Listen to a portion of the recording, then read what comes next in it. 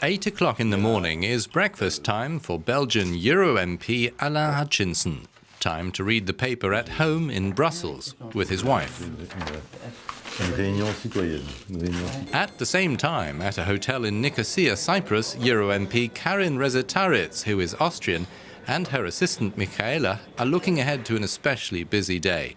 European Parliament missions are always busy.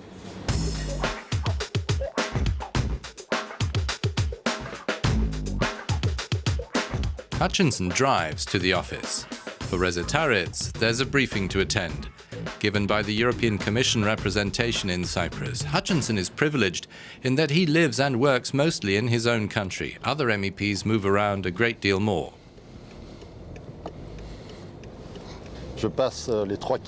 Three-quarters of what I do happens in my electoral district, while, as a whole, my colleagues are always outside theirs. They have to travel, take planes and trains. It's quite complicated. And I'm very lucky to be able to stay in contact more easily between my political activity, my parliamentary activity, and my fellow citizens.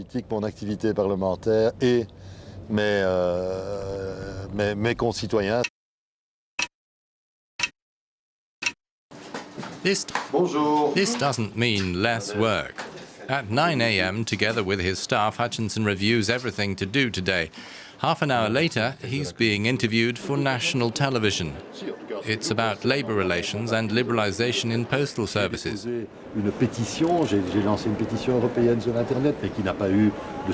At 10, there's a socialist group meeting on foreign affairs, development and human rights. Meanwhile, in Cyprus, Rezetaritz and the other members of the high-level contact group for relations between the European Union and the Turkish Cypriot community discuss key work areas. We, the members of the European Parliament, have a regular contact to the Turkish Cypriot citizens to really try to help and to be their voice in the European Union, because they don't have a voice right now. The liberal Rezetaritz became a politician relatively recently after a career in journalism. I thought these are two familiar professions, but I mean, journalists, they are looking for problems, and we politicians have to solve them, and this is a lot harder. At 11 o'clock at Nicosia's Lidra Palace in the UN-controlled border zone of the divided island, the group meets both sides' representatives. In Brussels, Hutchison is at the Egmont Palace, used by the Belgian Ministry of Foreign Affairs. He's answering questions from students from several schools who've come to discover how the European institutions work and what bearing that has on their daily lives. Europeans must absolutely not have decisions imposed on them. Rather, they must be people who participate in these decisions and be conscious of the EU's functioning. One can no longer say today, the European Union isn't me, it's too far, too complicated, doesn't concern me. It isn't true. We're all concerned by European decisions today.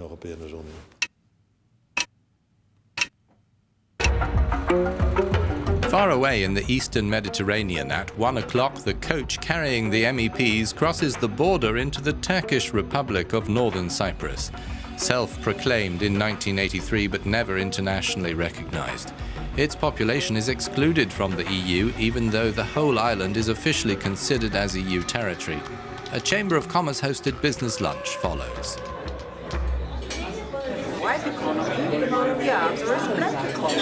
We have a full schedule during the whole day, so if we have lunch or dinner, we also have to do some meetings with people here, and this is the way we are doing it if we are on delegation, on mission, because I mean this mission lasts from Wednesday evening until Friday afternoon, and within these I don't know, 36 hours or whatever, we meet about, I would say, about 100 people and talk to them.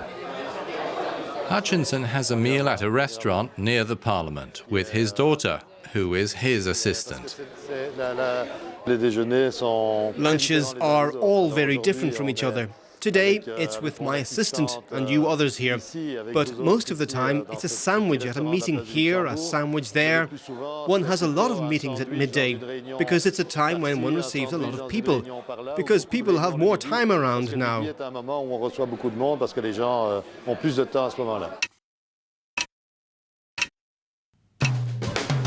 After a meeting on secular society, at 5 o'clock, Hutchison is at the Almanar radio station giving an account of his latest working visit to the Maghreb countries of northern Africa.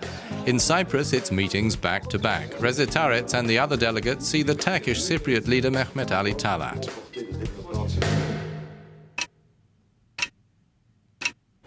"7 p.m. More meetings. This one touches on the highly sensitive disappearances of Cypriots during the conflicts of more than 30 years ago. In Brussels, Hutchison has organized a debate at a friend's house in the largely immigrant-populated Strasbourg district. Most of the guests are of Maghrebi origin. Is he tired by now? No, I'm relatively fit. It's a question of training. When you're a parliamentarian, and a European one at that, you have to get used to a rhythm of working that's rather sustained. Yes, I feel tired and then sometimes I forget the English words. And this is really a little bit exhausting because you have to concentrate a lot. You hear a lot of things and many different topics. When I go back from a Cyprus delegation, I'm just like that, and I ask my family, please don't talk to me for 1 hour. I have just to get back into my Austrian mind again. 1 week later, the Parliament's plenary session is taking place in Strasbourg. Our two protagonists are finally in the same place. They explain the importance of this assembled encounter. Yes, here in Strasbourg, it's the last moment you can change something. If you read a report on a committee you are not in, for example, and a colleague is telling you here in Strasbourg, so we are going to vote tomorrow on this or that, this is the last moment you can change something on this report.